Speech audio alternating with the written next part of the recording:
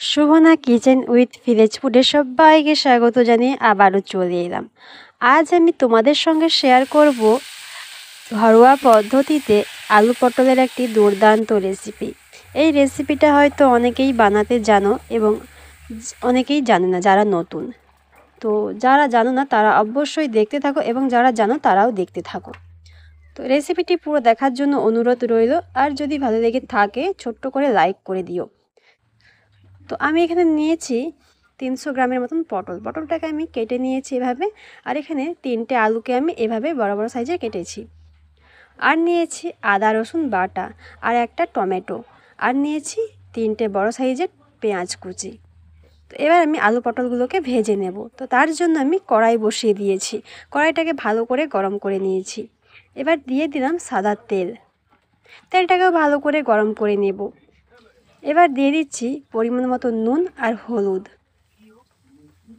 আবারও আমি তেলটাকে ভালো করে নাড়াচাড়া করে নিচ্ছি।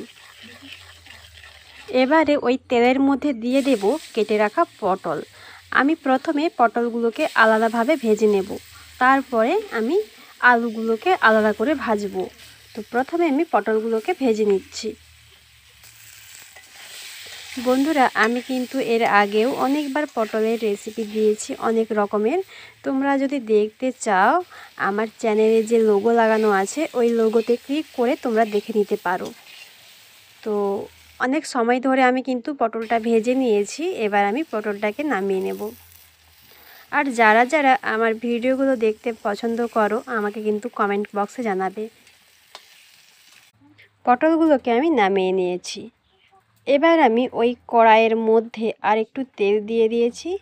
আর দিয়ে দেব ওই তেলের মধ্যে কেটে রাখা আলুগুলোকে। এবার আমি দিয়ে দেব পরিমাণ মতো নুন আর হলুদ। এবার ভালো করে আমি নাড়াচাড়া করে আলুগুলোকে ভেজে নেব। আলুগুলোকেও একটু সময় ধরে আমি ভেজে নিয়েছি। এবার আমি আলুগুলোকে নামিয়ে নিচ্ছি। আলু পটল দুটোই আমার ভাজা হয়ে গেছে। এবার আমি ওই কড়াইয়ে যে তেলটা বেঁচেছে ওই তেলের মধ্যে আর একটু তেল দিয়ে দিলাম। তেলটাকে ভালো করে গরম করে নিতে হবে। এবার দিয়ে দিচ্ছি ফোড়ন হিসাবে 2টো তেজপাতা, একটা শুকনো লঙ্কা আর হাফ চামচ সাদা জিরে। এবার সমস্ত উপকরণগুলো একটু ভালো করে ভেজে নিচ্ছি যতক্ষণ না ভালো একটা গন্ধ ওঠে। ফোড়নটাকে সুন্দর করে ভেজে নিয়েছি। এবার দিয়ে দিলাম কেটে রাখা পেঁয়াজ। পেঁয়াজটাকে প্রথমে ভালো করে ভেজে নেব তেলের মধ্যে। পেঁয়াজটাকে সুন্দর করে ভেজে নিয়েছি। এবার আমি দিয়ে দেব কেটে রাখা টমেটো আর বেটে রাখা আদা রসুন।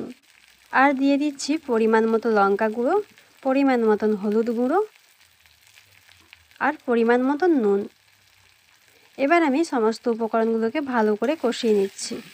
আমি যে যে উপকরণগুলো ব্যবহার করছি এই রেসিপিতে অবশ্যই কিন্তু এই উপকরণগুলো সবাইরই বাড়িতে থাকে। তো যে কেউ এই রেসিপিটা বানিয়ে নিতে পারো। মশলাটাকে কিন্তু ভালো করে আমি কষিয়ে নিয়েছি।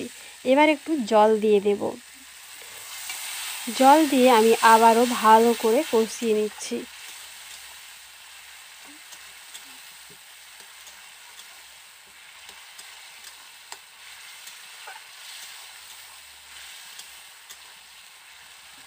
আবারও আমি মশলাটাকে ভালো করে কষিয়ে নিয়েছি। এবার উপর থেকে দিয়ে দেব গরম মশলা। গরম মশলাটা দিয়ে ভালো করে আমি আবারও কষিয়ে নিচ্ছি।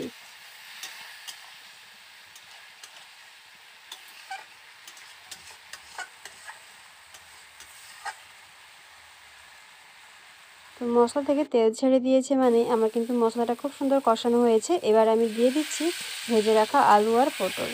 আলু আর পটলটাকে দিয়ে আমি আবারও ভালো করে কষিয়ে নেব।